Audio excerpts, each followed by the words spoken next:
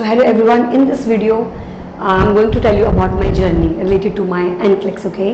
So किस प्रकार से मैंने पेपर दिया, मुझे इसके बारे में कहाँ से पता चला, कैसे मेरा इंटरेस्ट आया, तो वो हर एक चीज़ में इस वीडियो में बताने वाली हूँ। मेरी खुद की जर्नी NCLEX को लेके क्या थी। सबसे पहले 2018 में मैंने एम्स का एग्ज़ाम दिया, पास किया, जॉब लिया, और वहाँ पर जब हम प्रिपेयर करते हैं अपने आप को तो we usually use to study like NCLEX related books so that हम उन MCQs को सॉल्व कर सकें, और हमें काफ़ी ज़्यादा मदद मिलती है। एम्स के जो एग्ज़ाम है, नर्सिंग ऑफिसर्स का जो एग्ज़ाम है उसको क्लियर करने में NCLEX काफ़ी मदद करता है। तो वहाँ से मुझे NCLEX के बारे में थोड़ी सी इन्फॉर्मेशन थी कि NCLEX कुछ इंटरनेशनल एग्ज़ाम है जो लोग बाहर जाने के लिए देते हैं। सेकेंडली, मेरे खुद के ICU में जहाँ मैं काम करती थी वहाँ पे बहुत सारे लोग, कोई जर्मनी जा रहा है, कोई UK जा रहा है, ऐसे ऐसी कंट्रीज़ में लोग मूव कर रहे हैं। And you know what, they are just putting like lot of photos and videos. तो कहीं ना कहीं ये चीज़ें मुझे इम्प्रेस कर रही थी। किसी के पास मर्सिडीज आ चुकी है, किसी के पास क्या है, किसी के पास क्या है, तो कहीं ना कहीं ये चीज़ें थोड़ा सा इम्प्रेस कर रही थी कि शायद इंडिया से भी बाहर कुछ है।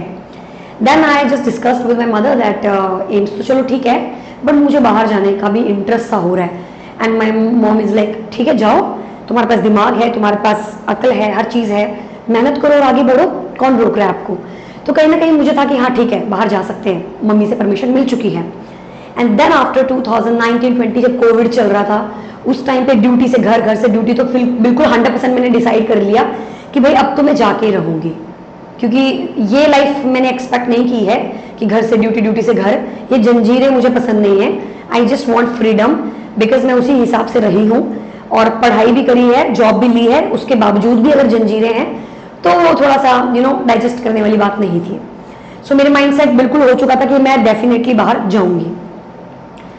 बट ड्यूटीज कुछ ऐसे रहते हैं, मॉर्निंग, इवनिंग, नाइट, कि आपको वक्त ही नहीं मिल पाता कि आप मैनेज कर सको।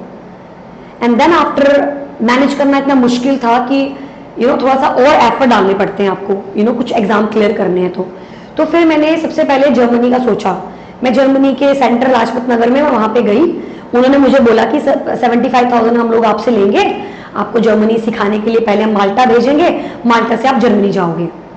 आई वॉज वेरी हैप्पी, वाह, बस पैसे दिए काम बन गया, कोई NCLEX भी नहीं देना है, कितनी अच्छी बात है। बट फिर मैंने सोचा कि चलो खुद से ही तैयारी कर लेती हूँ इंग्लिश के लैंग्वेज की, काफी आसान हो जाएगा मेरे लिए माल्टा में जाके पढ़ाई करना, क्योंकि मैं कुछ ऐसी कैटेगरी की इंसान हूँ कि पहले ही पढ़ना पसंद करती हूँ ताकि वो आगे जाके मुझे ईजी रहे। तो यहाँ हमारे गौतम नगर में एक इंस्टीट्यूट है, लैंग्वेज पैंथन करके नाम है, तो मैंने वो ज्वाइन किया, 15,000 रुपये उनको दिया, A1 का लेवल सीखा। A1 Deutsche language, Germany language for German मैंने सीखी। वहाँ पर नाम दिया, 3 जेंडर होते हैं, माई नाम इस वैशाली, उंडू एंड योर्स, पढ़ना सीखा, लैंग्वेज पढ़ते कैसे हैं। फिर मैंने एक दिन उस पैराग्राफ में देखा कि वहाँ पे डॉक्टर नर्स को डॉक्टर नर्स नहीं लिखा हुआ है, वहां पर कुछ लिखा है अर्ज, डॉक्टर को अर्ज बोल रहे हैं, नर्स का कुछ बड़ा ही लंबा सा नाम है। And I was like pretty shocked, कह रहे जर्मन तो चलो ठीक है, जर्मनी लैंग्वेज तो चलो ठीक है, लेकिन डॉक्टर को डॉक्टर क्यों नहीं बोल रहे, नर्स को नर्स क्यों नहीं बोल रहे, डोपामिन को डोपामिन नहीं बोलेंगे, इंजेक्शन को इंजेक्शन नहीं बोलेंगे। I was in big blunder कि भाई इतनी तैयारी की NCLEX की, इतना पढ़ा है, 9 सेट क्लियर किया है, तो वो तो सब गया, खत्म, पानी छापक। So I was like very shocked, and then I thought, अरे तुमने तो ऑलरेडी 75 के पे कर दिया, अब विशु पीछे नहीं कर सकते, पैर जाना पड़ेगा। बट मुझे इंग्लिश पसंद थी, अगर हिंदी के अलावा कोई भाषा मैं बोलना चाहती हूँ तो वो सिर्फ इंग्लिश है, उसके अलावा मैं नहीं बोलना चाहती कोई और भाषा, वो मेरा पर्सनल इंटरेस्ट था।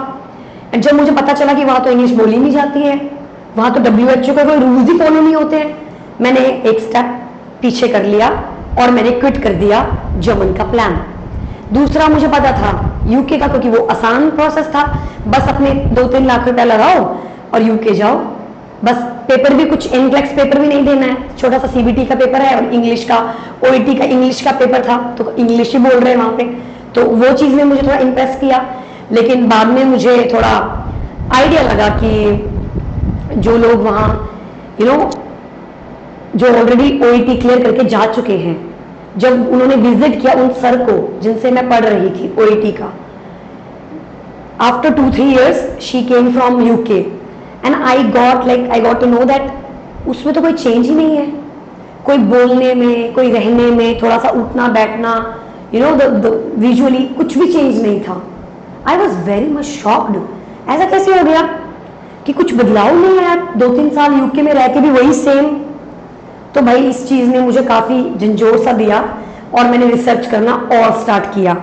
यहाँ से मैं सीखना स्टार्ट किया कि रिसर्च करना चाहिए हमें, किसी कंट्री में जाने से पहले उसकी रिसर्च करनी चाहिए। जो मेरे कुछ कोलीग्स यूके गए, मैंने कॉल किया, जो 2-2, 3-3, 4-4 साल से वहां पर हैं। मैंने कहा आप तो बहुत वीडियोस डालते हो मर्सिडीज की, ये वो। अभी तो मेरी एक फ्रेंड, एक लड़की आई है क्लास में, वो तो कुछ भी चेंजेस नहीं है, 3 साल हो गया उसको। They said Vaishali it's tough, it's very tough to save money over there because UK is like very expensive and if you already earning like 1 lakh के अराउंड आप ऑलरेडी अर्न कर रहे हो अगर एम्स में, तो कोई लॉजिक नहीं बनता यूके आने का, क्योंकि वहाँ सेविंग कुछ भी नहीं है और 1.5-2 लाख रुपए की सैलरी है मैक्सिमम। और हाँ धीरे धीरे बढ़ती जाएगी, बट हम तो स्टार्टिंग की बात कर रहे हैं ना। तो उन्होंने बोला कि तुम सोच लो, and then I was like भाई 1 स्टेप अगेन बैक कि यूके नहीं भाई, बिकॉज जहाँ सैलरी पैकेज स्टार्टिंग की 1.5-2 लाख है और सेविंग भी कुछ भी नहीं है, कुछ उतना चेंजेस नहीं है, तुम मेहनत कर रहे हो फिर जाके तुम्हें कुछ मिल रहा है, पीआर भी नहीं है। तो भाई अब इस बार जो छलांग लगाएंगे हम, वो थोड़ी बड़ी छलांग लगाएंगे, छोटी छलांग नहीं लगाने वाली मैं, अब करके देख लिया। And then after I research for Canada, America and Australia. I did a very good research on all 3 countries and I got to know that कि Australia is one of the best according to all these countries because number 1 weather जो मुझे पसंद है, पानी मुझे अच्छा लगता है, तो वहाँ बीचेस हैं और ऐसे बीचेस नहीं बस देखने हैं, उनमें आप सर्फिंग ये सब कर सकते हो। दे आर लाइक यूज वाला बीचेस, आप वहाँ पे एक्टिविटीज कर सकते हैं। नेक्स्ट वहाँ का सैलरी पैकेज स्टार्टिंग 4 लाख है, तो which is like good deal, like it's like double of it. Then after बस आपको पेपर देने हैं and you will also get PR. तो यहाँ पे वीजा का भी कोई झंझट नहीं कि 30 लाख लगा के स्टूडेंट वीजा लेके जाओ या वर्क परमिट के लिए ढूंढो, एजेंसीज फाइंड आउट करो, तो कुछ करना ही नहीं है। अपना अकाउंट ओपन करो, एनक्लेक्स दो, ऑस्की दो, पीटी दो और अपना वीजा लेके अपना पीआर लेके जाओ।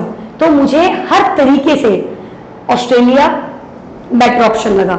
लेकिन 2021 आ गया, मेरे फादर उस ईयर में एक्सपायर्ड हुए थे, तो कहीं ना कहीं again I was like 1 step back, but once I was like better, my mom was okay, then I decided no I will go, I will definitely make this thing happening, right. So मैंने आपरा में account open किया, account open करके मैंने अपने document submit किए, सब कुछ सबमिट किया खुद से, बिकॉज अब मुझे किसी एजेंट के पास नहीं जाना था, किसी एजेंसी के पास नहीं जाना था, ना किसी से फालतू की कोई कोचिंग लेनी थी, क्योंकि it's just a wastage of money. And I got to know, मुझे एक प्लान मिल चुका था जिस प्लान में मेरी मेहनत है, मेरा ही सब कुछ था। सो और ट्रैक भी मुझे समझ में आ गया था कि करना क्या है। सो मैंने अपना एनक्लेक्स का एग्जाम बुक किया। 6 महीने के अंदर अंदर आपको पेपर देना पड़ता है एनक्लेक्स का। सो आई डिसाइडेड कि मैं पेपर दूंगी, 6 महीने का गैप है, मैं 2 बार दे लूंगी इसमें पेपर। तो 45 दिन में रिजल्ट आता है, तो एक मैं अगस्त में दे देती हूँ, फिर 45 दिन में रिजल्ट आएगा, फिर मैं दोबारा पेपर दे दूंगी, 6 महीने के अंदर अंदर मेरे 2 अटेम्प्ट हो जाएंगे। So I was that smart, but मैंने तैयारी कर रखी थी बहुत अच्छे से। मैंने कोचिंग का भी पता किया कि चलो थोड़ा एक पुश मिल जाता है, बिकॉज नॉर्थ सेट से थोड़ा एनक्लेक्स अलग एग्जाम है, तो कहीं ना कहीं ट्रैक थोड़ा अलग था। सो आई थॉट कि चलो कोचिंग लेते हैं। तो coaching when I called people like they were like 85,000 80,000, I was like अरे ये तो महीना में इतना मिलता है, 85K is the month salary, I can not spend on coaching like full 85,000 rupee. So it was like really disgusting. So मैंने सोचा नहीं, मैं खुद से प्रिपेयर करती हूँ अपने आप को, थोड़ा मेहनत ज्यादा करनी पड़ी। उसी साल मेरा फ्रैक्चर हुआ पैर में 2022 में, and luckily I got time, medical leaves मिल गए लगभग 45-50 दिन के, और मैंने अपनी अच्छे से मेहनत करी, तैयारी करी, रिवाइज किया, और मैं एक दिन चली गई अपना पेपर देने के लिए, क्योंकि मेरे माइंड में था मैं दोबारा पेपर दूंगी, क्योंकि मेरे को 6 महीने में देने हैं पेपर, तो मैं 2 बार दे लूंगी, ये मेरा माइंड सेट था। And then after guys what happened then, I just went for my examination, I gave my exam. मेरा एग्जाम अच्छा था, 115 क्वेश्चंस पे वो ब्लैंक हो गया कंप्यूटर। मैं वापस आ गई एंड आई वाज लाइक मम्मा मेरा हो गया है, क्योंकि अच्छा था पेपर, लेकिन पेपर तो मैं दोबारा दूंगी, तो टेंशन मत लो, नहीं भी होगा तो कोई बात नहीं। But guys you know what, I got to know कि आप इस पेपर को दोबारा नहीं दे सकते हो। 6 महीने में आपको एक ही बार पेपर देना है। अगर दोबारा से पेपर देना तो दोबारा से फीस पे कीजिए, ये सब कीजिए दोबारा से। एंड उस टाइम पे मेरी हालत बहुत खराब हो गई थी यार, अरे ये कैसे हो सकता है, मैंने तो पेपर उतना सीरियस होकर दिया ही नहीं। And you know what guys, I got my result, I pass that exam. यहां से मैंने एक चीज सीखी कि जब भी आप कोई पेपर देते हो तो एक तो तैयारी बहुत स्ट्रांग रखो और दूसरा माइंड थोड़ा रिलैक्स रखो। क्योंकि मैं वो पेपर माइंड रिलैक्स के पर्पज से ही गई थी, क्योंकि मुझे था कि मैं दोबारा दूंगी, बट दोबारा देना नहीं पड़ा। उस तैयारी से मेरा पेपर निकल गया। मुझे रिवीजन करना था एक और बार, बट मैंने किया नहीं क्योंकि मेरे पास टाइम नहीं था। So I just went there, I got my result, I pass that exam. And then after I was like कि I will start my own coaching, we can crack this exam, हम इस paper को निकाल सकते हैं। इसमें 1,80,000 की coaching लेने की जरूरत नहीं है। This is not that difficult exam. ये सिर्फ आपके जो थ्योरी का थोड़ा नॉलेज है और थोड़ा प्रैक्टिकल नॉलेज है, उसको अगर मिक्स कर दिया जाए तो ये पेपर आप बहुत आसानी से निकाल सकते हो। ये मैंने माइंड में सेट कर लिया था। लेकिन मैं अभी बीच में थी, बीच रास्ते में थी, और मैं दूसरों की मदद करने के चक्कर में अपना ट्रैक डिस्ट्रैक्ट नहीं कर सकती थी। तो मैंने अपनी जो स्टडी थी वो कंटिन्यू रखकर ऑस्की की प्रिपरेशन स्टार्ट कर दी। ऑस्की का पेपर दिया, जिसका एक्सपीरियंस मैं आपको अपने अगले वीडियो में बताऊंगी कि मेरा एक्सपीरियंस कैसा रहा ऑस्की को लेके। And then I gave my OSCE, I got my result, I passed with like full marks, 10 out of 10 stations. And then I just gave my PT exam. I got my license. Now I'm just waiting for my PR processing. I will start my PR processing after 1 month, but not at the moment. तो इस प्रकार से मेरा NCLEX का journey रहा। तो मैं आप लोगों को यही बोलना चाहती हूँ कि NCLEX का पेपर उतना मुश्किल नहीं है। आपको बस जो आपका डाटा है, जो आप पढ़ते हो सिलेबस, वो थोड़ा डीपली पढ़ना पड़ता है, और आपको प्रैक्टिकली थोड़ा रखना अपना knowledge. And third, relax mind, very important. Relax mind is like very important, क्योंकि तभी आप क्वेश्चंस को ज्यादा बेटर तरीके से सॉल्व कर पाते हो। सो गाइस, आई होप आप लोगों को मेरा जो एक्सपीरियंस था वो समझ में आया है और काफी अच्छा लगा होगा। आप डेफिनेटली मोटिवेट हुए होंगे कि जो हम चाहते हैं अपनी जिंदगी में उसे हम हासिल कर सकते हैं। बस हमें थोड़े से रिस्क लेने पड़ते हैं, थोड़ी आगे एक कदम, दोबारा पीछे अगर आप आते हो तो दोबारा एक कदम लेना पड़ता है ताकि आप उस चीज को हासिल कर सको।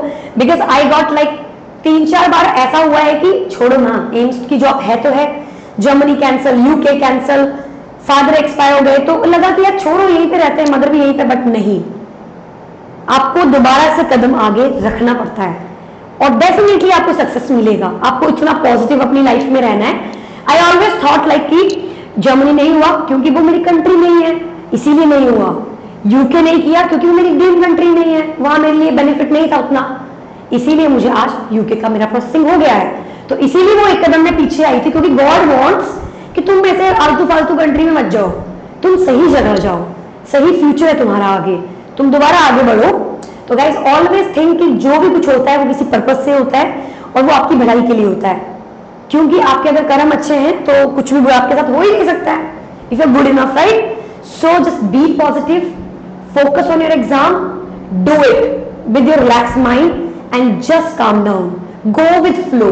जिंदगी को फ्लो के साथ ही चलना है, वेव में ही चलना है, पुश नहीं करना है, ना ही सोना है, just go with flow, okay? Then after you will be like feeling कि हाँ, मैं जिंदगी में खुश हूँ, हर चीज मुझे वक्त से मिल रही है। क्यों? क्योंकि आप वक्त के साथ चल रहे हो। Okay guys, so bye bye, thank you so much. अगर आपको कुछ और डाउट्स हैं NCLEX को लेके तो आप कमेंट बॉक्स में लिख सकते हो। And that's all guys, so thank you so much for watching my video. Bye.